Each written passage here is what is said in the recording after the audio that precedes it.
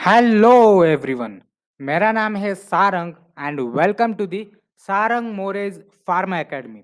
तो आज के वीडियो लेक्चर में हम देखने वाले हैं D pharmacy exit exam practice paper set number 4 pharmacology subject success series 1। तो अभी तक आपने लाइक नहीं किया है तो लाइक कीजिए, शेयर कीजिए, सब्सक्राइब कीजिए सारंग मोरेज फार्मा एकेडमी को। अगर आपको कोई पॉइंट के ऊपर डाउट है तो आप मुझे कमेंट सेक्शन में पूछ सकते हो। मैं पूरी कोशिश करूंगा कि आपका डाउट सॉल्व कर सकूं। और साथ ही साथ बहुत ही जल्द हम इस वीडियो लेक्चर के ऊपर या फिर इस क्वेश्चन के ऊपर एक डिटेल एक्सप्लेनेशन वीडियो भी लाने वाले हैं। तो सबसे पहला क्वेश्चन हम जंप करेंगे। All of the following do not cross the blood brain barrier except. मतलब इस क्वेश्चन का ऐसा मतलब होता है कि ऐसा कौन सा ड्रग है कि जो ब्लड ब्रेन बैरियर को क्रॉस करता है। क्वेश्चन को बहुत ही ध्यान से पढ़िए। ये एक प्रकार का ट्रिक क्वेश्चन है जो कि बहुत बार आता है क्वेश्चन सिलेबस में या फिर एग्जाम में। तो उसका फर्स्ट ऑप्शन है pyridostigmine, option B neostigmine, option C physostigmine and option D एम्बेनोनोइयम।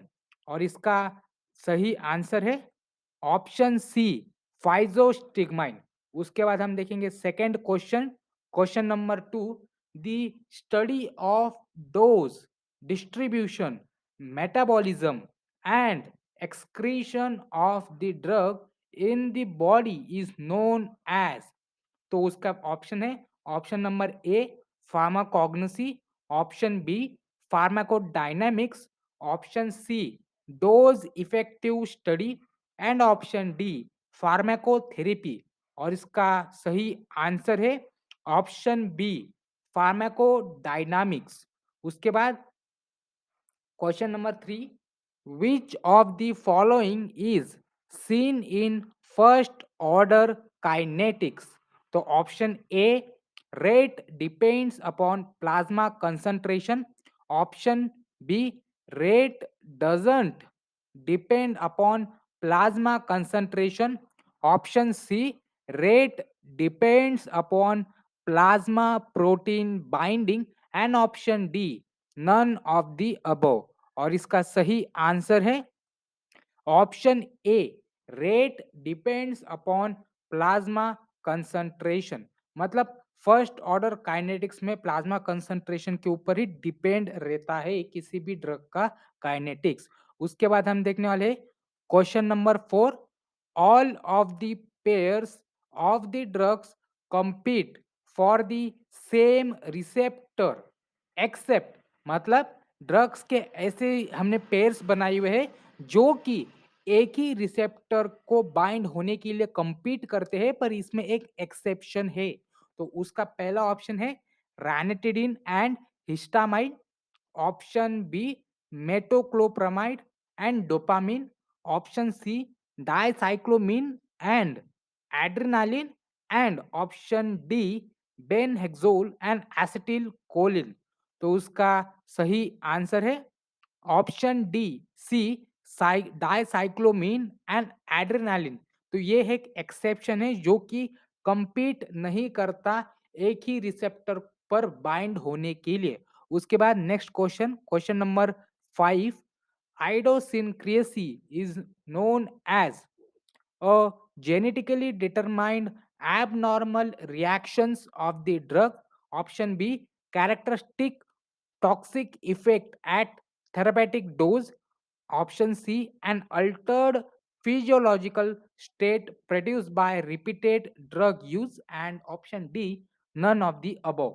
तो जिसको जिसको आइडोसिनक्रेसी का मतलब पता है या फिर उसकी डेफिनेशन पता है तो ये उस क्वेश्चन का बहुत ही सही आंसर दे सकता है।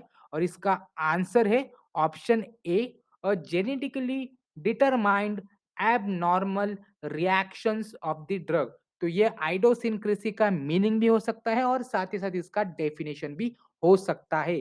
तो इस क्वेश्चन नेक्स्ट क्वेश्चन के ऊपर जाने से पहले मैं आपको ये बताना चाहता हूँ कि अभी तक आपने लाइक नहीं किया है तो लाइक कीजिए, शेयर कीजिए, सब्सक्राइब कीजिए। और साथ ही साथ आप इस चैनल पे बने रहे क्योंकि मैं और ज़्यादा और नेक्स्ट सब्जेक्ट के ऊपर मैं क्वेश्चंस लाने वाला हूँ और साथ ही साथ इसके डिटेल एक्सप्लेनेशन वीडियो भी मैं लाने वाला हूँ।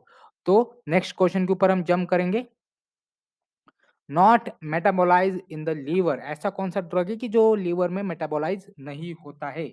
उसका पहला ऑप्शन है cimetidine, option B phenytoin, option C diazepam and option D penicillin ji.